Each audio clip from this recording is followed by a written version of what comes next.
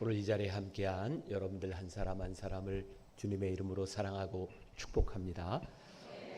통영하면은 예술의 도시죠. 기죠? 예향, 양이라고 불리는데 찬양대들이 보통 이 정도는 하는 거죠. 제 느낌에는 조금 이게 벼르고 나오지 않았나 이런 생각. 뭔가를 한번 보여주리라 그런 마음으로 나온 것 같아요. 너무 찬양이 좋았어요. 감사하고 내일 모레 조금 부담되겠어요. 제가 내일 모레 찬양도 뭐 잘 들어보겠습니다. 비교한다 이건 좀 이상한데 그래도 기대가 됩니다. 제가 사실 오늘 여기 오기 사실 어려운 일정인데 오게 된 것 같아요. 제가 뭐 특별한 사람이라서가 아니라 제가 다른 일정이 있는데 여러 가지로 이렇게 이제 조율을 해서 오늘 내일 모레 3일 동안 말씀을 나누게 되는데 저도 여기 힘들게 왔으니까 여러분들과 함께 이 3일의 말씀을 나눌 때 여러분들이나 저에게 그냥 헛된 시간이 아니었으면 좋겠습니다. 우리의 인생에 잊을 수 없는 그런 시간이 될 수 있도록 제가 이렇게 설교할 때면 그런 부탁을 드려요. 여러분들이 말씀을 들을 때 여러분들 안에 기대하는 마음이 있었으면 좋겠다. 하나님의 말씀이 내 안에 어떻게 역사하실지, 그리고 오늘 이 말씀의 주인공이 내가 되어야 되겠다는 그런 기대하는 마음으로 여러분들이 3일을 지났으면 좋겠고, 정말 여러분들 가운데 이 말씀의 주인공이 있으면 좋겠습니다. 제가 잠깐 여기 뒤에 앉아서 오늘 집회 또 내일 모레 3일 동안의 집회를 위해서 기도하는데 제 마음에는 하나님께서 그런 생각을 주세요.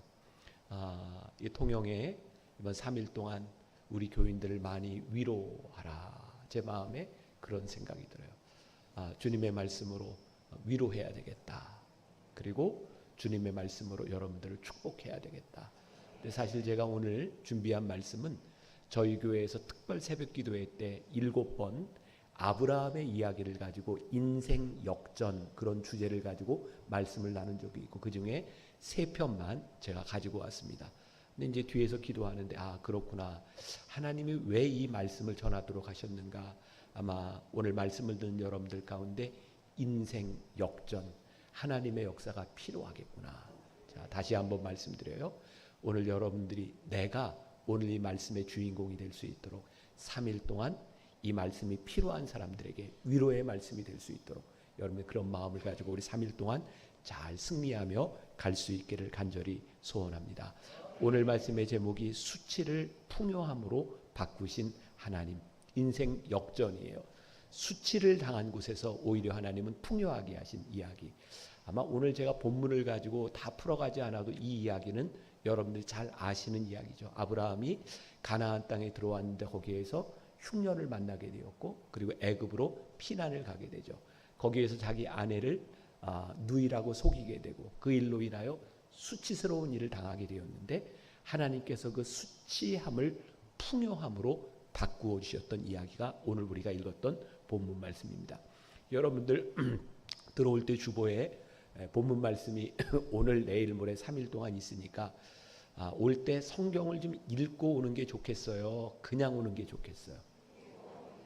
알기는 잘 아시는 거예요. 그러면 알지만 말고 실천을 하셔서 성경을 좀 읽고 오면, 그리고 단순히 읽고 오는 게 아니라 말씀을 좀 묵상하고 오셨으면 좋겠어요. 이 말씀이 나에게 어떤 이야기를 하고 있구나. 자, 성경을 보면 하나님께서 우리의 인생을 바꾸셨던 인생 역전의 이야기들을 많이 보게 됩니다. 그런데 인생 역전의 이야기 가운데는 늘 뭐가 있냐면 하나님의 은혜가 있습니다. 그러니까 우리가 하나님의 은혜를 고백하게 되고 하나님의 은혜를 만나게 되는 순간 우리의 삶의 인생 역전이 일어나게 되는 거예요. 그러니까 하나님은 우리들에게 은혜를 주기를 원하세요? 안 주시려고 작정하셨어요? 하나님은 우리들에게 은혜 주시기를 원하시는 분이죠. 그러면 하나님은 우리의 인생이 역전되기를 원하실까요? 그냥 그렇게 살다 죽기를 원하실까요? 역전되기를 원하세요. 그러니까 하나님의 선한 뜻이 있으니까 우리들이 어떻게 하나님의 은혜를 경험하는가. 그리고 우리의 인생이 역전이 된다고 하는 것, 우리들이 하나님의 은혜를 경험하게 된다고 하는 것은 아주 중요한 우리들의 삶의 다른 관점, 다른 삶을 살아가게 되는 것을 이야기하는 거예요. 오늘 제가 이제 말씀 가운데도 아브라함의 이야기를 통해서 여러분들과 나누겠지만 하나님이 우리의 인생을 역전시키시면 우리들의 삶의 방식이 달라집니다. 그게 은혜예요. 여러분들이 부흥회를 참석하고 나 은혜 받았어. 여러분들 지난해에도 보니까 최병락 목사님이 통영시 집회 인도하셨다고요. 은혜 많이 받으셨죠. 네, 그 전해에도 은혜 많이 받으셨죠. 그 전해에도 은혜 많이 받으셨죠. 여러분들이 집회 때마다 은혜를 많이 받아요. 생각해 보면 내가 집회 때마다 받은 은혜를 생각하면 지금 여러분들이 성자가 돼 있어야 돼요. 그런데 그 모양이야 계속. 왜 우리들이 은혜를 받았는데 우리가 늘 그 모양일까? 우리가 은혜를 받는 것과 은혜를 받은 자가 은혜를 누리고 사는 삶은 다른 겁니다. 오늘 저는 여러분들에게 그런 도전을 드리고 싶은데 여러분들이 은혜를 받는 것에서 끝나는 것이 아니라 은혜를 받은 자로 삶의 방식이 바뀌어지는 역사가 일어나기를 간절히 소원합니다. 아마 여기 통영뿐만 아니라 대전 이남의 많은 도시들이 요즘 교회들이 힘들다는 이야기를 많이 해요.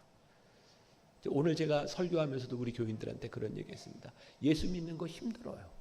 복음을 전하는 것도 예수 믿는 자로 살아가는 것도 힘들어요. 그런데 140년 전 이 땅에 처음 복음이 들어왔을 때 선교사님들이 들어왔을 그때보다 우리가 지금 더 힘들까?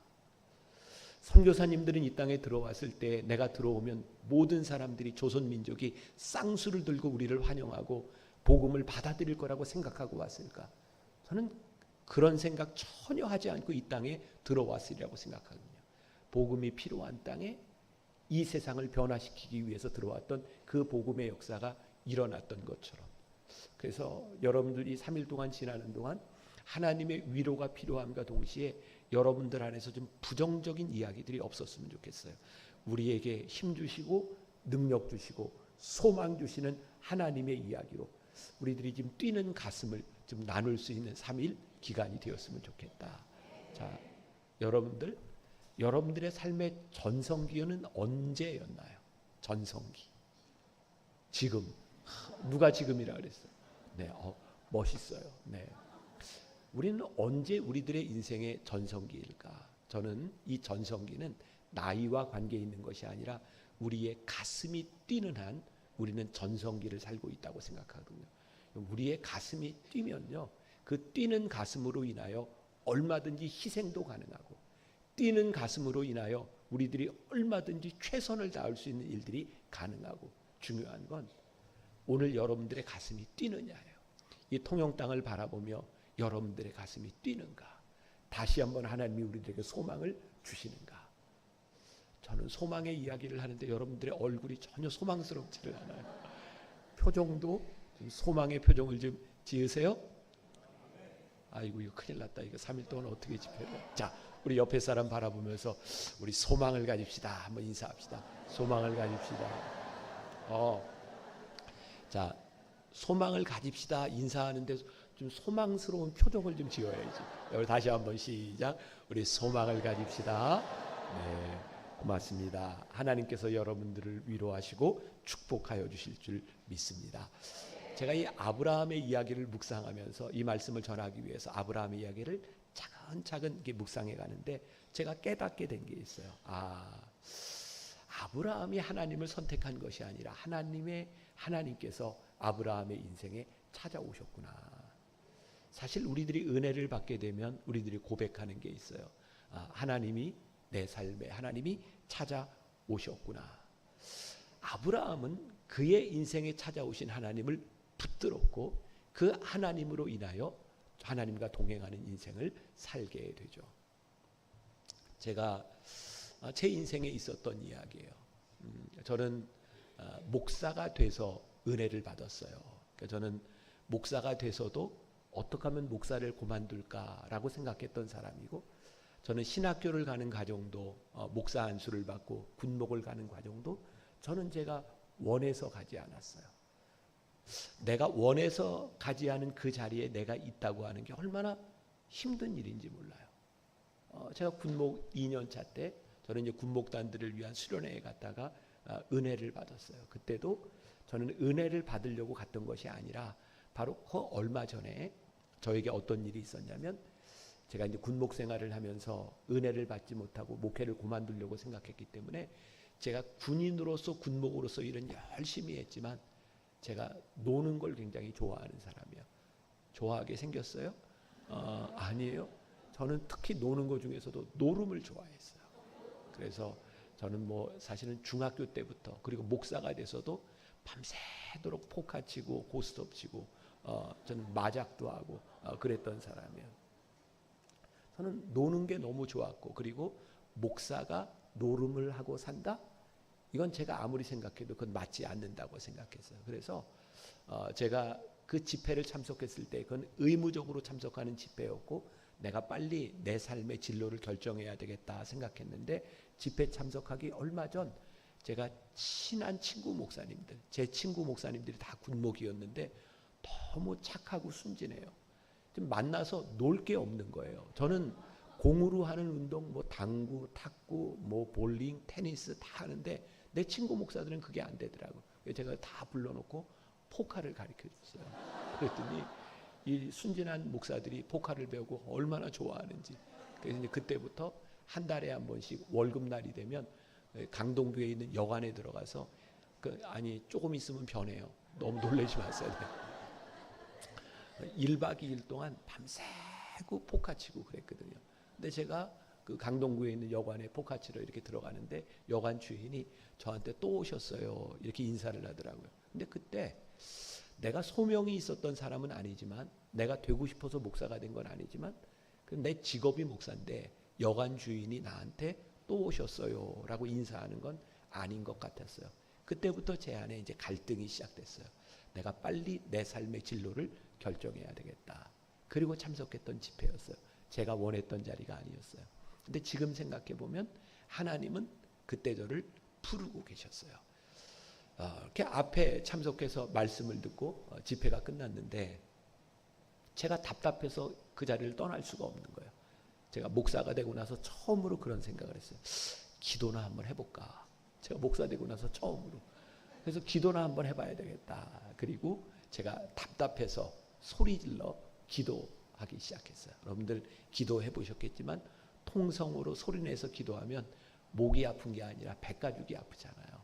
근데 정말 이렇게 기도하다가 정말 힘들어서 가려고 제가 뒤를 이렇게 돌아봤는데 제 친구 중에 저와 같이 이제 포카 치던 우리 목사가 하나 있었는데 뒤에서 그 친구가 기도를 하고 있는 거예요. 근데 왜 하나님이 그런 마음을 주셨을까? 그냥 그 친구한테 짐은 안 될 것 같았어요. 그래서 다시 기도하다가 뒤를 돌아보면 그 친구가 그때도 기도하고 있고 그렇게 새벽이 되었어요. 나중에 안 이야기인데 거기서 그 친구와 제가 함께 은혜를 받았거든요. 그 친구도 가려고 눈을 떠보면 제가 앞에서 기도하고 이게 참 놀랍게 그래서 그날 새벽에 제가 제 아내한테 전화를 해서 나 도저히 여기 못 내려갈 것 같다. 옷을 좀 가지고 오라. 제가 도망갈 생각을 하고 왔으니까 옷도 안 챙겨가지고 왔었어요. 옷을 가지고 와서 제가 그때 그냥 개인 기도굴로 들어갔어요. 그리고 한 주간 동안 제가 이제 기도하고 나오면서 제 인생에 처음으로 제 입술로 고백한 게 뭐였냐면 하나님이 나를 사랑하시는구나. 저는 그때까지 한 번도 하나님이 나를 사랑하신다는 생각을 해본 적이 없어요. 왜냐하면 늘 내가 있는 자리는 내가 원했던 자리가 아니고 내 인생이 내 마음대로 되지 않았거든요. 늘 내 인생에는 내 불만이 있었어요. 왜 내 마음대로 되지 않을까? 그런데 하나님이 나를 사랑하신다는 고백을 하고 났는데 정말 놀랍게도 제가 살아왔던 삶 가운데 하나님의 손길이 한 번도 나를 떠나신 적이 없더라고요.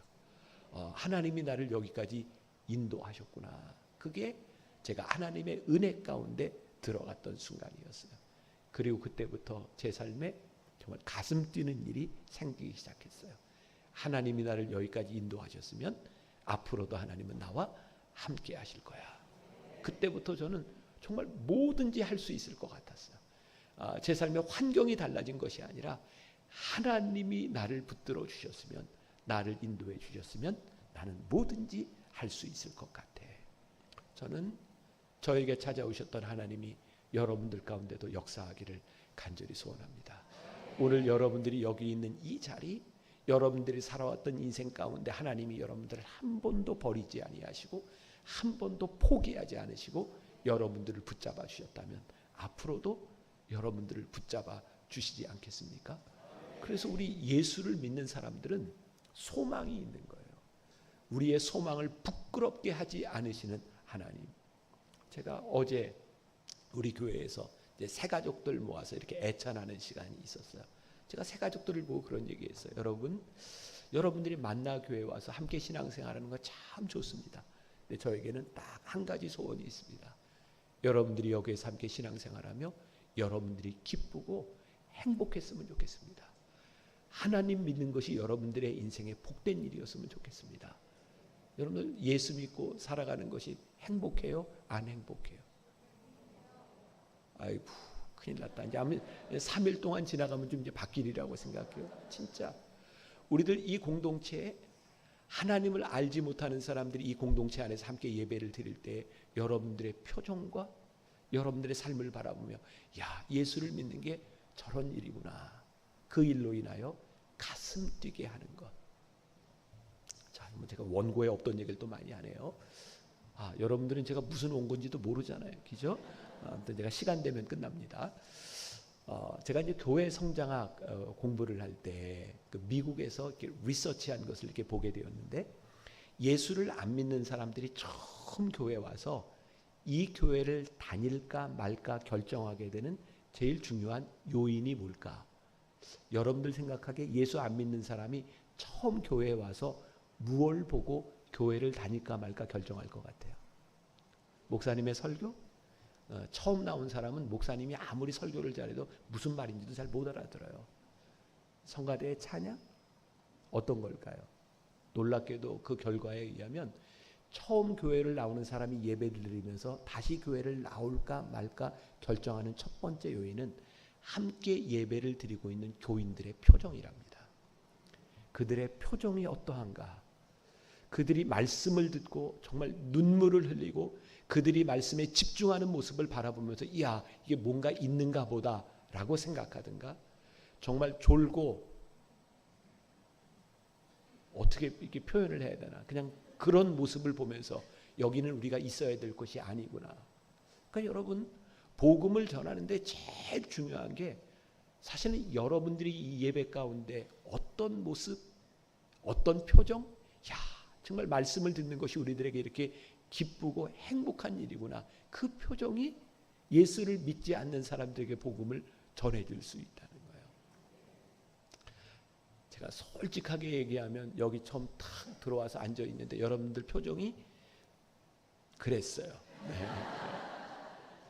근데 진짜 이 3일 집회를 마치고 여러분들이 개교회로 딱 흩어졌을 때 여러분들로 인하여 교회가 밝아지고 행복해지고 여러분들로 인하여 다른 사람의 가슴을 뛰게 하는 역사들이 있기를 간절히 소원합니다.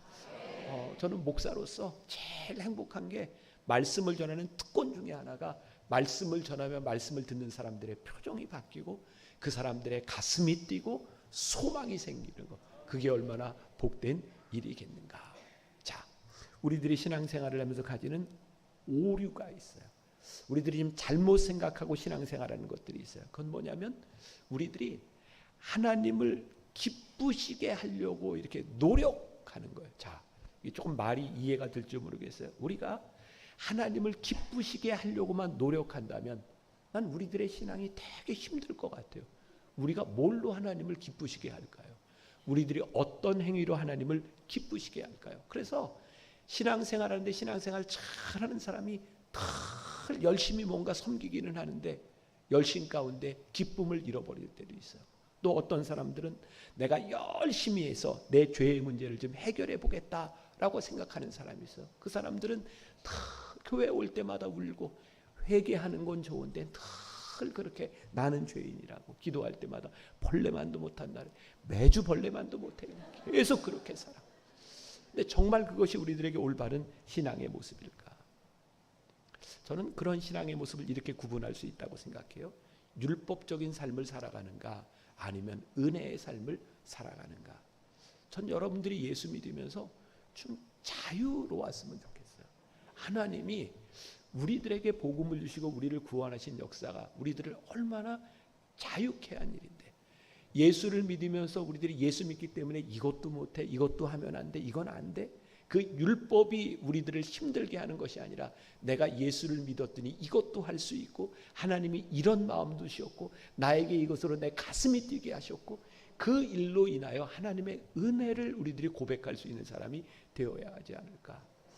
저는 우리들이 은혜를 받고 우리들이 믿음이 좋다고 생각하지만 정말 하나님 앞에 바람직하지 못한 모습이 있다. 뭐냐면 늘 내 신앙의 잣대를 가지고 누구를 바라보는 거예요. 저것도 신앙이라고, 저게 믿음이라고. 하나님이요, 우리를 자유케 하시고 우리를 만나 주시는데 왜 우리는 늘 내 신앙의 잣대를 가지고 내 마음에 들지 않으면 우리들이 그거 용납한다고 생각할까? 용납하지 못한다고 생각할까? 저는 우리들이 하나님의 은혜를 받으면 나는 우리들의 마음이 많이 넓어진다고 생각해요. 왜? 하나님이 우리를 사랑해 주셨으니까. 하나님이 우리를 품어주셨으니까. 하나님의 은혜를 아는 사람들이 얼마나 자유로울 수 있을까. 은혜를 받은 사람은 모든 것이 가하나 모든 것이 유익한 것은 아니라는 것을 믿고 살아가는 사람이에요. 내가 뭐든지 다 할 수 있어요. 그러나 은혜를 받은 사람의 그 자유는 내 맘대로 하는 게 아니에요. 모든 것이 가하나 모든 것이 유익한 것은 아니에요. 우리의 지체들, 우리의 성도들을 바라보면서 그 은혜를 누릴 수 있는 거예요. 그런데 우리 신앙 가운데 기쁨을 앗아가게 하는 일들이 뭐가 있어요? 교회 안에 신앙생활을 오래 하고 집사, 권사, 장로가 된 믿음의 우리 선배들을 바라보며 우리를 그렇게 생각하죠. 어쩌면 저렇게 독선적일까? 네, 지금 여러분들 머릿속에 떠오르는 그 사람 맞아요. 네. 얼마나 독선적일까? 아니 수십 년 신앙생활을 하는데 어쩌면 저 사람들은 나는 하나님 앞에서 이런 신앙생활을 해라고 말하면서 누군가에게 상처를 주고 누군가의 마음을 아프게 하는 사람들. 그런가 하면 수십 년 신앙생활을 하면서 늘 사람들에게만 잘 보이려고 하는 위선적인 모습들, 하나님과의 관계는 떠나간 모습들, 우리들이 혹시 그렇게 살아가는 것을 아닐까? 예를 한번 들어볼까요?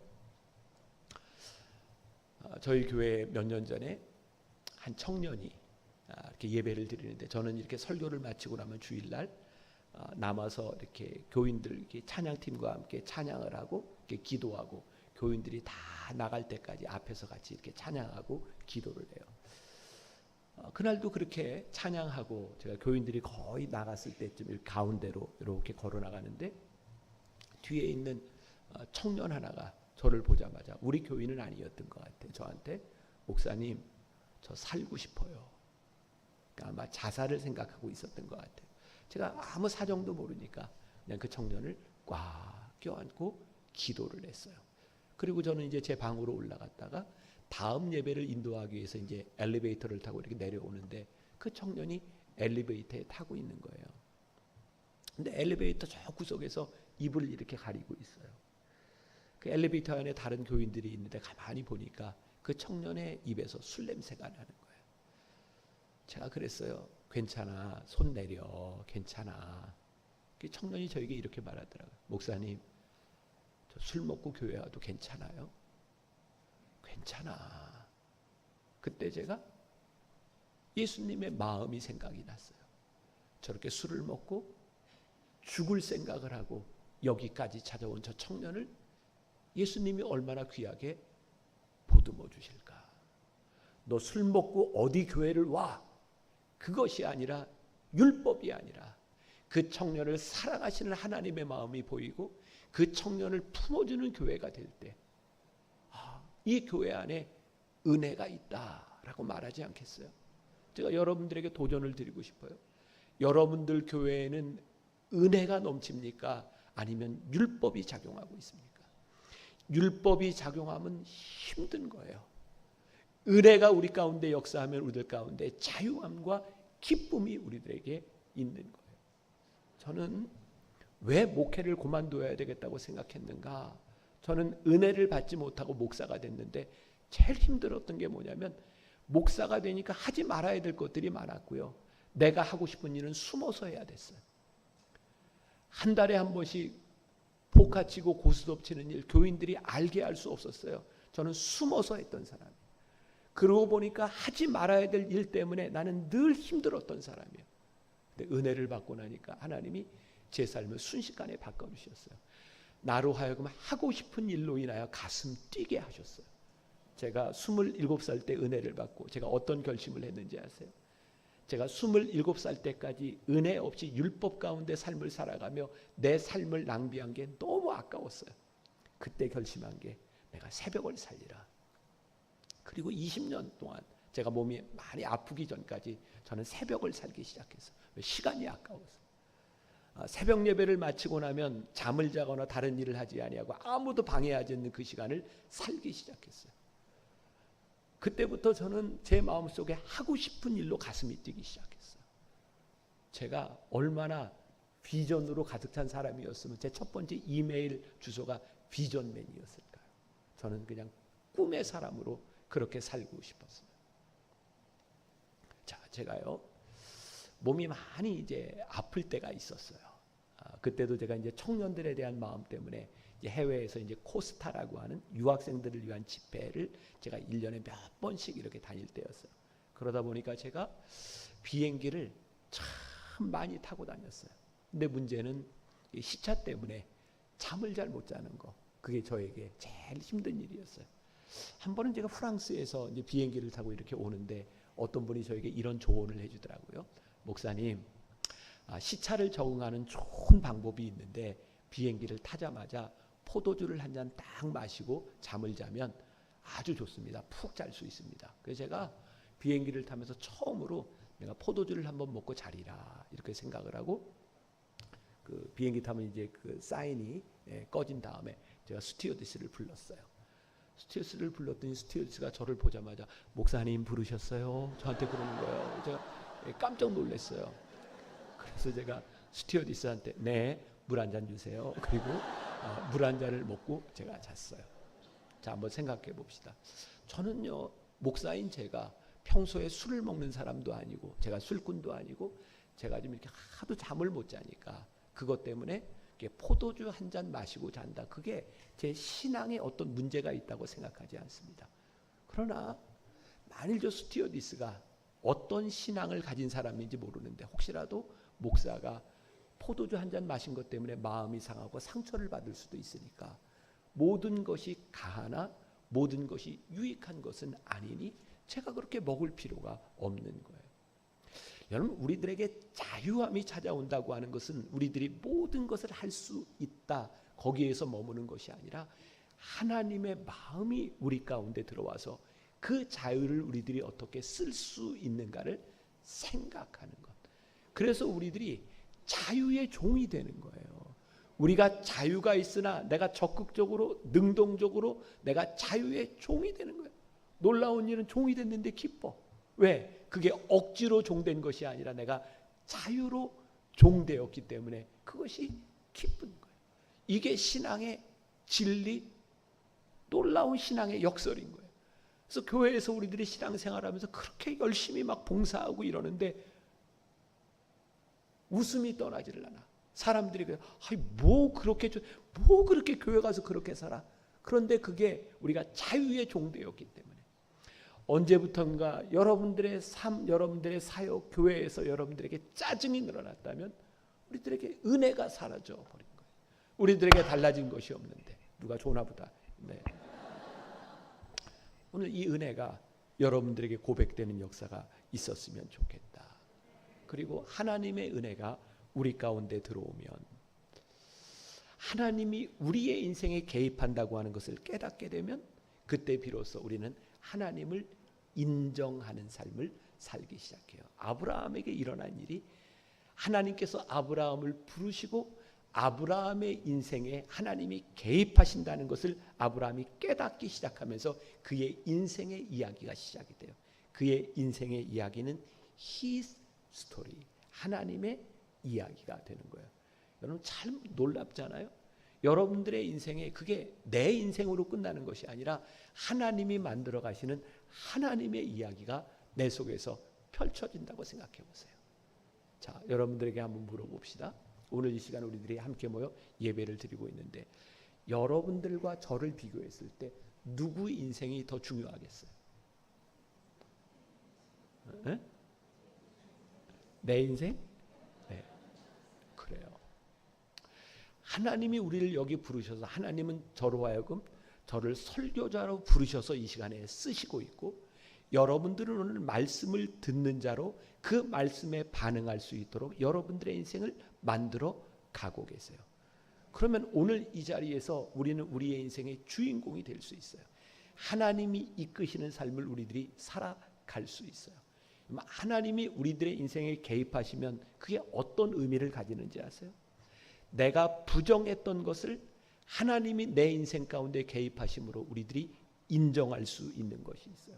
아, 나는 이것이 내 인생의 단점이라고 생각했던 것을 하나님이 장점으로 바꾸어 가시는 것을 우리들이 고백하게 되죠. 내가 인정했던 것을 하나님이 개입하심으로 인하여 내가 부정하게 되고 내가 자랑했던 것이 헛됨을 고백하기도 하고 하나님이 내 인생에 개입하시게 되면 내가 보았던 내 인생의 관점이 하나님의 관점으로 바뀌어지게 되어 있는 거예요. 여러분들에게 그 은혜의 고백이 있는가? 오늘 제 아내가 여기 와 있어요. 제가 25살에 처음 목회를 나갔어요.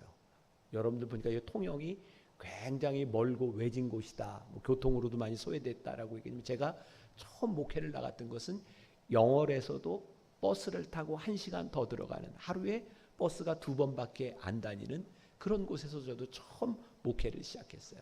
그 당시에 제가 목회하면서 대학원 공부를 하고 있었는데 서대문에 있는 학교에서 제가 목회하는 곳까지 가려면 한 7시간 넘게 걸리고 어떤 때는 차가 없어서 1박 2일을 가야 되는 그런 곳에서 저도 목회를 했어요. 근데 더 힘든 건 먼 게 아니라 교인이 없었어요. 딱 교인이 둘 있었어요. 할머니 한 분, 할아버지 한 분. 제가 첫 목회, 제가 전도사를 딱 노인 2분 계신 데서 목회를 시작을 했어요. 거기 가서 목회를 하는데 뭐 교회가 아무것도 없고 뭐 일할 사람이 없으니까 예배를 드리게 되면 옛날에는 여기 땡 하는 거 있었잖아요. 그죠? 땡 종치고 다 같이 묵도하겠습니다. 이렇게 시작하는데 예배를 시작하기 전에는 제가 기타를 메고 와서 이제 준비 찬양하겠습니다. 이렇게 하고 땡 하고 그다음에 이제 밑에 찬양을 할 때는 옛날 올간 있잖아요. 제가 올겐을 치고 그다음에 와서 또 이렇게 설교를 하고 그런데 제 아내가 결혼하고 저하고 신학교 동기인데 예배를 드리러 이렇게 앉아 있는데 어쩌면 그렇게 미운 거예요. 여기 와 있는데 아니 세상에 다른 전도사 사모들은 노래를 좀 하든지 반주를 하든지 뭐 하는데 뭐 도대체 내 목회에 도움이 안 되는 거예요. 그래서 제가 그랬어요. 아니 자기는 내 목회에 도대체 뭘 할 줄 아냐, 무슨 도움이 되냐. 그때 제가 잊을 수 없는 얘기를 했어요. 자기는 하나님이 큰 교회 사모로 만들어 주셔서 큰 교회 사모 체질이라 이런 거 못 한대요. 그리고 제가 지금 만나교회 담임 목사가 됐는데 그게 하나님이 자기 때문에 자기가 큰 교회 사모 체질이기 때문에 저를 하나님이 어쩔 수 없이 만나교회 담임을 만들어 주셨다고. 그 여자가 저기 있어요 지금. 네. 여러분들 생각해 보세요. 우리들이 못하는 것으로 내가 없는 것으로 불평을 하면 얼마든지 불평을 할 수 있을 것 같아요. 근데 하나님은요 우리의 연약한 부분을 쓰시고 우리의 부족한 부분을 쓰시고 그 고백이 여러분들에게 있는가? 우리가 은혜를 받으면 우리의 부족함이 더 이상 부족함이 아니라 하나님이 쓰시는 것으로 고백되는 그 역사가 우리들에게 있는가? 어떤 미국에 있는 장로교 목사님인데 제가 모스크바에 유학생들을 위한 집회를 인도하러 가게 됐는데 이 코스타라고 하는 집회는 강사들이 자기 설교만 하는 게 아니라 자기 설교를 하고 다른 강사들의 설교를 앉아서 학생들과 똑같이 듣습니다. 근데 제 앞에 그 장로교 목사님이 설교를 하러 나왔는데 제가 처음 보는 분이었어요. 근데 굉장히 심하게 소아마비를 앓고 있었어요. 이렇게 눈길이 가더라고요. 근데 그분이 나와서 설교를 하는데 저는 이렇게 서서 설교하지만 그분은 설교하다 이렇게 기대서 설교를 하기도 하고 굉장히 심한 소아마비를 앓고 있는 부분이었어요. 그분이 본인의 간증을 얘기하더라고요. 고등학교 때까지 한국에서 이렇게 살았는데 교회를 다녔대요. 근데 날 때부터 소아마비 됐던 이 목사님은 늘 어떤 생각을 했냐면 나는 절대로 사람들과 싸우면 지지 않아. 무시당하지 않을 거야. 그렇게 생활을 하다 보니까 교회를 다니다가 어느 날 그 목사님 아들하고 싸움이 붙었는데 그 목사님 아들하고 싸워서 지지 않은 거죠. 그리고 교회에서 비난을 받게 됐고 그리고 교회를 떠나고 신앙을 떠난 거예요. 그리고 미국에 가서 다시 신앙생활을 시작하게 되었고 은혜를 받았어요. 그리고 이 젊은 이 청년 이 목사님의 마음 가운데 소원이 생겼대요. 아, 내가 좋은 목사가 돼야 되겠다. 그리고 좋은 설교자가 돼야 되겠다. 그때부터 이 목사님은 하나님께 기도하기 시작했대요. 하나님, 제 소아마비를 고쳐주세요. 하나님, 저는 좋은 설교자가 되고 싶습니다. 소아마비를 고쳐주세요. 그리고 이 목사님 마음 가운데 확신이 있었대요. 하나님이 고쳐주실 거야. 아무리 기도해도 낫지를 않아요. 치유 집회를 가고 아무리 해도 낫지를 않는 거예요. 이 목사님이 실망이 되었어요. 왜 내 병을 고쳐주시지 않을까? 하나님이 왜 내 기도를 들어주시지 않을까? 그리고 실망한 채로 걷고 있던 어느 날 그 미국 이 거리에 보면 옛날에는 이렇게 길가에 형광등으로 예배 사인을 이렇게 만들어 놨었어요. 거기에 Wednesday Night Service, 수요일 날 저녁 집회를 힐링 서비스로 치유 집회로 한다고 하는 그 사인을 보고 그 교회에 들어갔대요. 한 50여 명 정도 모여서 이렇게 집회를 하는데 한 목사님이 설교를 하는데 이런 설교를 하더래요. 여러분, 믿음으로 기도하면 여러분들의 병이 낫습니다. 근데 그 설교를 듣는데 마음이 상한 거예요. 아니, 그럼 내가 지금까지 기도했던 게 내가 믿음이 없었다는 얘기인가? 나는 믿음으로 기도했는데 하나님이 확신도 주셨는데 왜 내 병이 낫지 않는 거야? 그게 받아들여지지 않더라는 거예요. 한 사람씩 나와서 그 목사님께 안수를 받는데 안수를 받으러 나와서 목사님께 이렇게 따졌대요. 진짜 믿음으로 기도하면 낫습니까? 목사님이 예스라 그러더래요. 진짜 믿음으로 기도하면 낫습니까? 예스 그러더래요. 근데 그게 받아들여지지 않는 거예요. 근데 목사님이 이 청년에게 이렇게 말했대요. 성경에 보면 고린도후서 12장에 사도 바울이 그의 몸에 가시를 가지고 하나님께 기도했을 때 하나님께서 고쳐주셨어요? 안 고쳐주셨어요? 안 고쳐주셨어요? 근데 그 목사님은 하나님이 사도 바울을 고쳐주셨다 그러더래요. 무슨 얘기인가? 사도 바울이 3번씩이나 하나님께 간구하였을 때 하나님께서 내 은혜가 내게 족하다 하심으로 사도 바울이 더 이상 하나님께 간구하지 아니하고 내 약함이 강함이라고 고백하는 그 순간 하나님은 사도 바울의 병을 고쳐주셨더라고.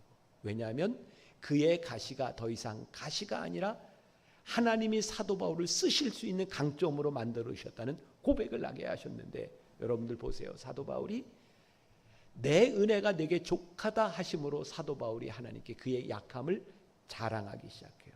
왜일까요? 생각해 보셨어요? 사도 바울은 능력 있는 설교가였어요.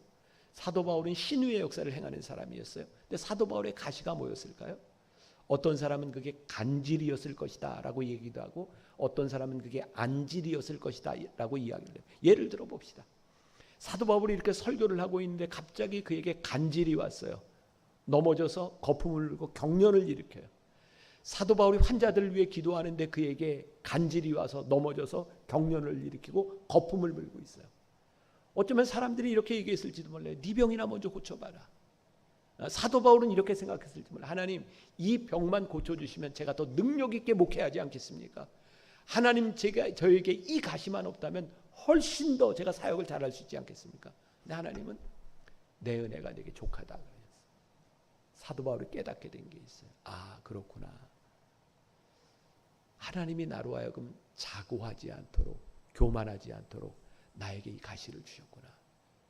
내가 목회를 하는 여정 내내 이 가시 때문에 하나님 붙들고 내 약함을 하나님께 맡기고 살아갈 수 있도록 하나님께서 주신 이 가시가 나로 하여금 끝까지 하나님 붙들고 갈 수 있도록 나에게 주신 선물, 은혜였구나 라고 고백하는 그 순간 사도 바울에게 그 가시는 더 이상 가시가 아니었어요. 그는 그 가시를 자랑하기 시작했어요. 저는 2가지 은혜가 다 있다고 생각해요.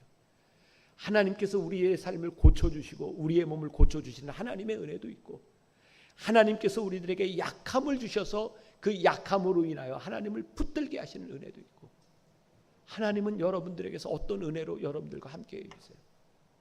여러분 예수 믿으면서 우리들이 기도하고 예수 믿으면서 우리들이 확신 가지고 살아가는데 하나님이 우리의 문제를 해결해 주시지 않을 때 하나님께서 우리들의 인생을 이끌어 가시는 그 하나님의 이야기가 우리들에게 보이는가? 하나님, 다른 사람은 안 그런데 왜 내 인생은 이렇게 파란만장한 인생을 살아야 돼요? 하나님, 제가 이 시간들을 언제까지 견뎌내야 되는 거예요? 근데 한번 생각해 보세요. 그 시간들을 지나가며 우리는 하나님과 가장 친밀하게 하나님 붙들고 하나님의 은혜를 구하며 살아갈 수 있는 것. 이게 우리들의 하나님의 은혜 가운데 있구나. 그래서 우리들의 관점이 바뀌어지는 거. 하나님이 우리의 인생에 개입하기 시작하면 나에게 지금 어떤 일이 일어나고 있느냐가 중요한 것이 아니라 우리들에게 일어나는 이 일을 하나님이 어떻게 이끌어 가시느냐가 우리들 눈에 보이기 시작할 때 하나님의 이야기가 우리들에게서 쓰여지는 거죠. 우리는 인생을 살아가면서 하나님께 그런 질문을 해요. 하나님, 왜? 오늘 예배드리는 여러분들 가운데도 그런 질문이 있는지 몰라요. 하나님, 왜요? 하나님, 왜 그렇게까지 하세요? 하나님, 내 자식을, 내 형제 자매를 하나님 왜 그렇게 하세요? 그래서 어떤 사람들은 왜라고 물으면서 내 인생이 너무 수치스럽다고 생각하는지 몰라요. 아브라함에게 찾아온 수치. 하나님, 왜요? 내가 여기 가나안 땅에 오겠다 그랬습니까? 하나님이 지시하시는 곳으로 가라 그랬잖아요. 그런데 왜 거기에서 가뭄을 만나고 가뭄을 피해서 애굽으로 피난 갔는데 거기에서 내 아내를 누이라고 속여야 되는, 하나님 왜 그러세요? 여러분, 언제 우리들의 인생이 수치스러워요? 내가 예상했던 대로, 내가 원했던 대로 내 인생이 안 되면 우리는 실패했다고, 우리는 수치스럽다고 생각할 때가 많이 있어요. 아브라함, 하나님이 부르셔서 가나안 땅에 왔고 하나님을 예배했던 사람인데 하나님, 왜 이런 일이 일어나냐고요. 우리들이 알아야 되는 신앙에 오류가 있어요. 우리는 신앙이 좋으면 우리들에게 어려움이 없거나 자연 법칙을 거슬러 갔거나 우리가 특별한 사람이 되어야 될 줄로 생각해요. 근데 신앙은 그렇지 않습니다. 우리들은 그런 꿈 꾸지 않아요? 코로나19가 왔을 때 막 정부에서 막 교회 문 닫으라 그러고 예배도 못 드린다고 할 때 막 하나님, 우리가 예배할 때 우리 교회만 이렇게 싹 막을 쳐주셔서 여기서는 환자가 하나도 안 나타나는 역사가 일어날 줄 믿습니다. 그렇게 기도하진 않았나요? 우리들은 우리만 피해가면 좋겠다고, 그것이 하나님의 은혜라고 생각할지 모르지만 하나님이 부르신 이 공동체 안에 이 세상에 일어나는 자연법칙이 우리를 피해가지 않습니다. 여러분, 아무리 예수 잘 믿어도 3명 중에 하나는 암으로 죽습니다. 그리고 장수의 축복을 누리는 사람일수록 암으로 죽을 확률이 많습니다. 기분 나빠요? 막 죽는 얘기하니까. 옆에 쳐다보세요. 요 셋 중에 하나는 암으로 죽는다. 뭐 이상한 거야. 저도 그 가능성 속에 이 법칙을 누가 벗어나겠어요? 근데 하나님은 우리들에게 그거 물으시는 거예요. 너에게 찾아오는 이 질병의 문제와 너의 인생에 찾아오는 이 기근의 문제 가운데서 너는 어떤 사람이냐? 하나님이 이끌어가는 이 인생 가운데서, 이 어려움 가운데서 너는 어떤 사람이냐고 하는 것을 물으시는 거예요. 창세기 12장 10절에 보니까 그 땅에 기근이 들었으므로 아브라함이 애굽에 거류하려고 그리로 내려갔더니 이는 그 땅에 기근이 심하였습니다.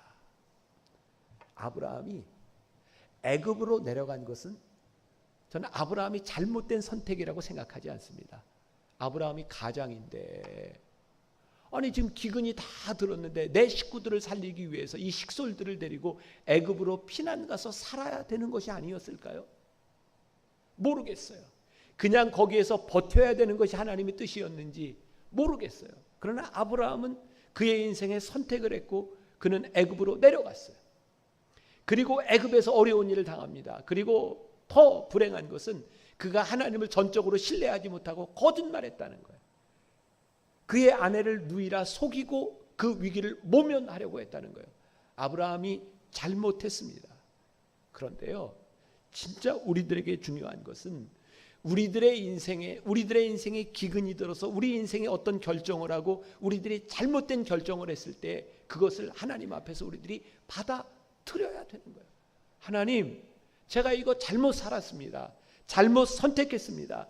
제가 잘못된 결정으로 하여 이런 어려움을 당하고 있습니다. 하나님, 제가 능히 이것을 이기고 하나님 앞에 제가 마땅한 대가를 치르고 저에게 다시 설 수 있는 용기를 저에게 주시옵소서. 우리들의 잘못과 우리들의 실수 가운데서 우리들이 쉽고 편안한 길로 도망하려고 하는 사람이 아니라 우리들에게 주어진 일들을 직면하고 하나님의 사람으로서 하나님께 부끄러움이 없도록 하나님의 이야기를 써내려가는 것이 우리 신앙의 모습입니다. 오늘 여러분들에게 그런 도전을 드리고 싶어요.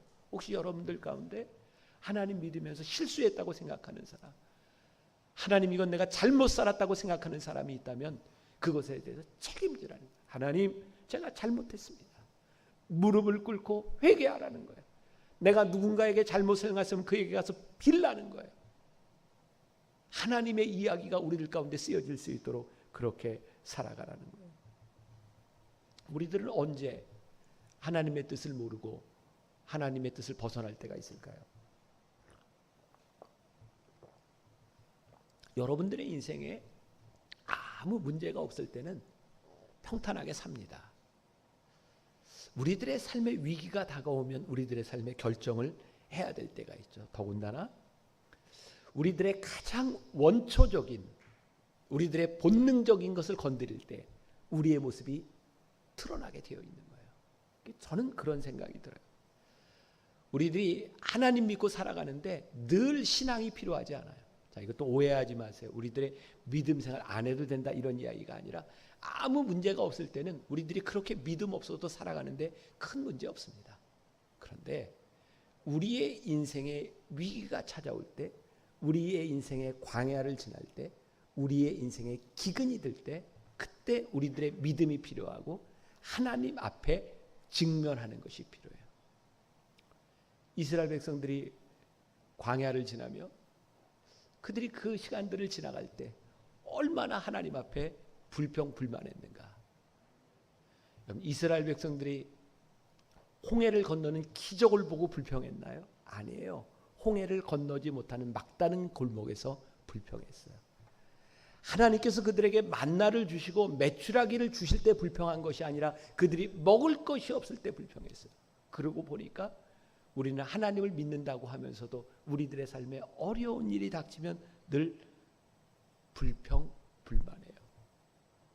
불평과 불만과 죄를 지으면 우리들이 하나님을 믿고 살아가는 두 가지 길이 있는데, 하나는 하나님의 교정하심을 경험하는 일이고 또 하나는 하나님의 인도하심을 경험하는 거예요. 이 차이를 알려드릴까요?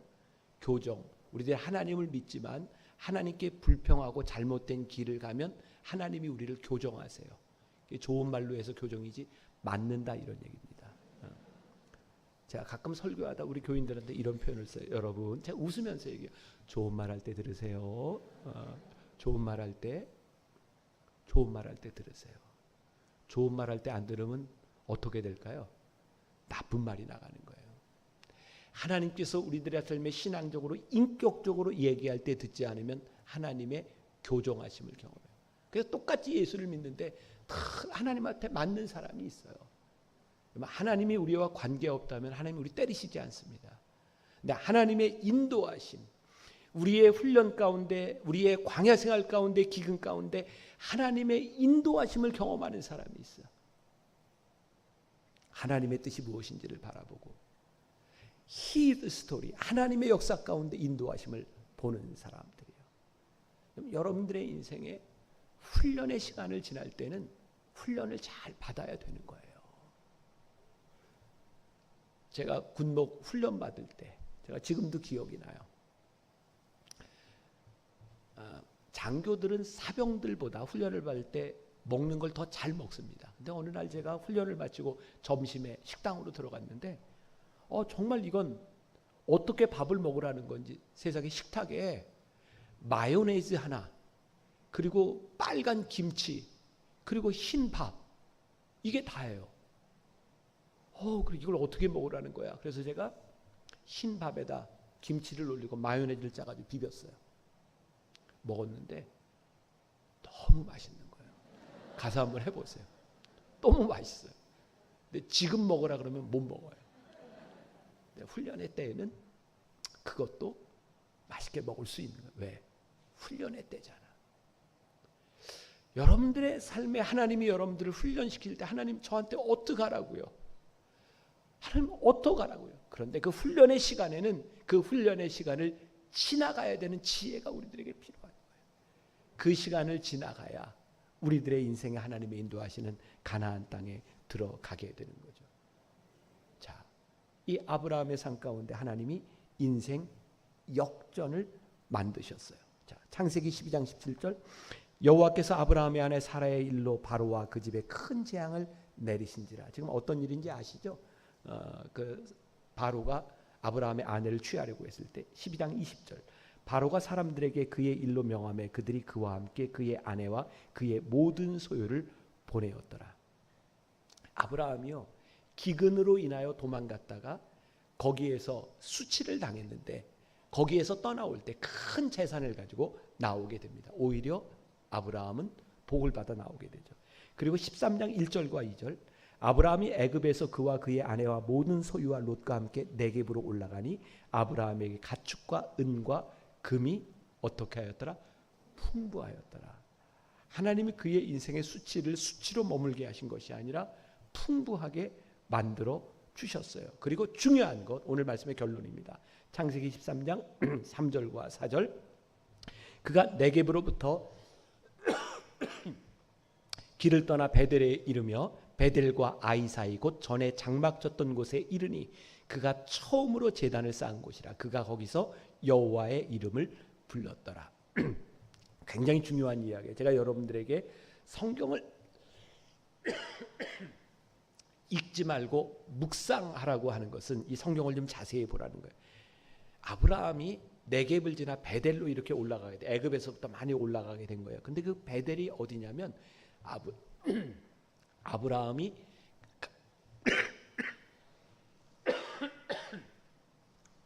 죄송합니다. 제가 오늘 너무 목을 많이 썼어요. 분당에서 조금 이해해 주세요.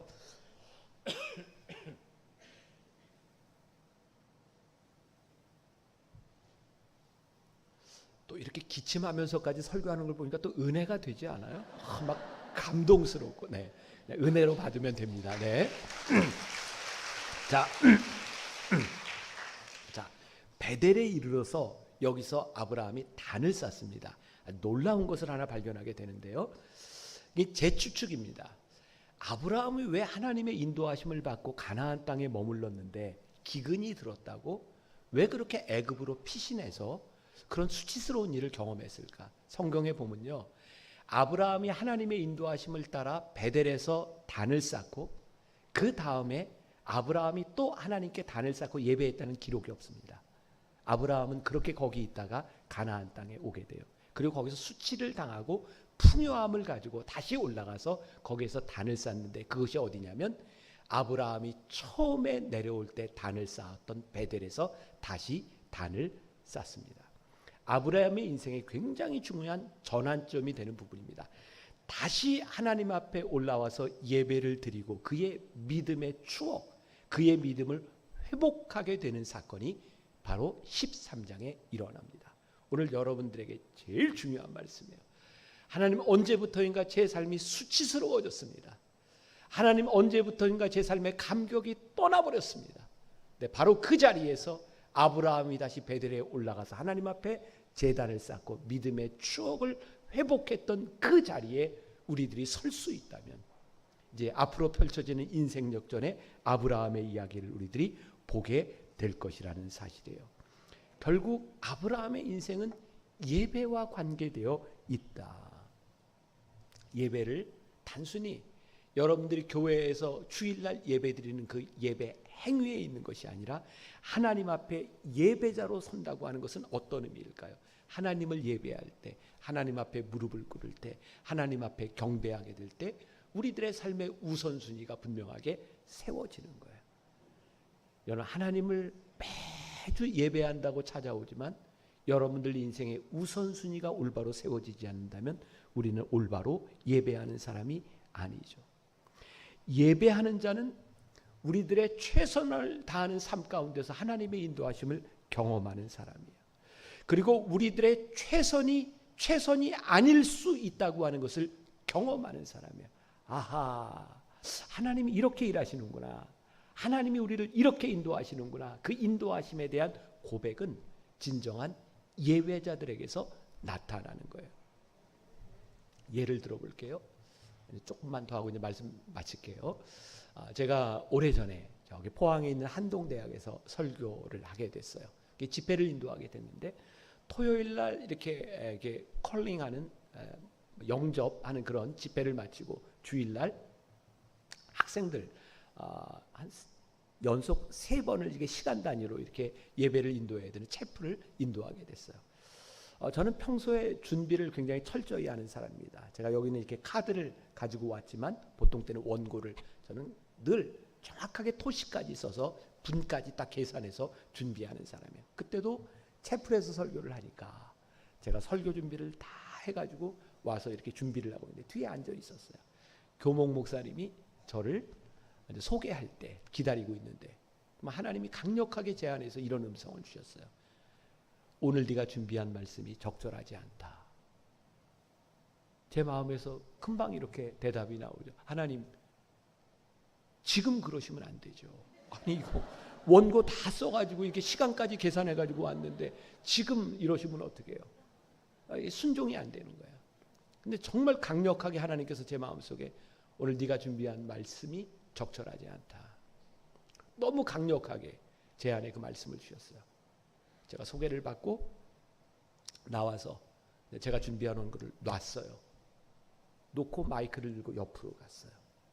그리고 설교하기 시작했어요. 저 설교 무지하게 많이 한 사람이거든요.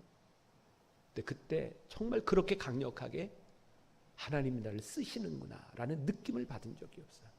하나님이 나를 쓰시는구나. 그리고 그때 제가 깨닫게 된 게 하나님은 나의 준비로 일하시는 분이 아니구나. 저에게 굉장히 강력한 느낌이었어요. 저는 늘 준비를 철저히 합니다. 오늘도 원고 제가 차 타고 내려오면서 또 읽고 제가 많이 한 설교지만 또 읽고 와요. 열심히 준비합니다.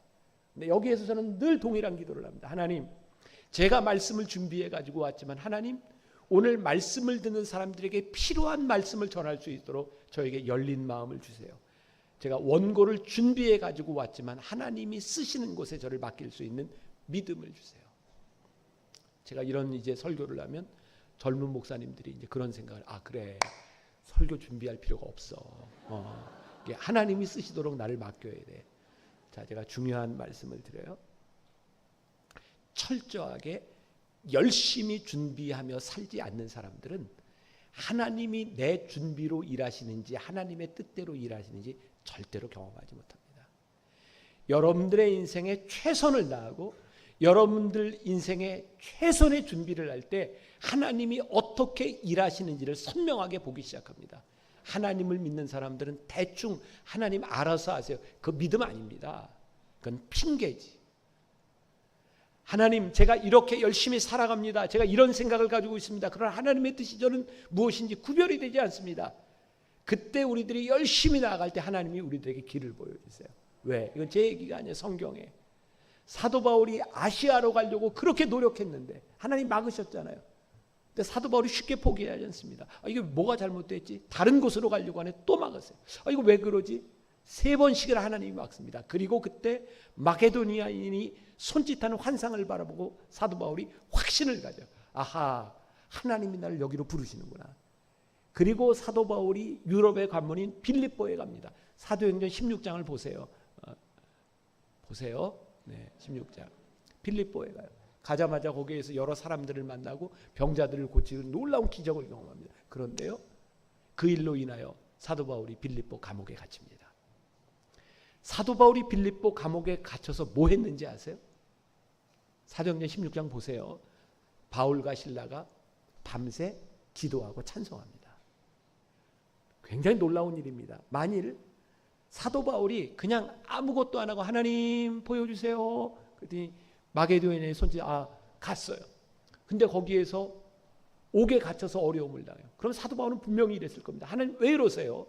아니 하나님이 오래서 왔지 제가 오고 싶어서 온 것도 아닌데 하나님 왜 그러세요? 근데 사도 바울이요, 그 빌립보 감옥에서 왜 어떻게 찬양하고 기도할 수 있었나?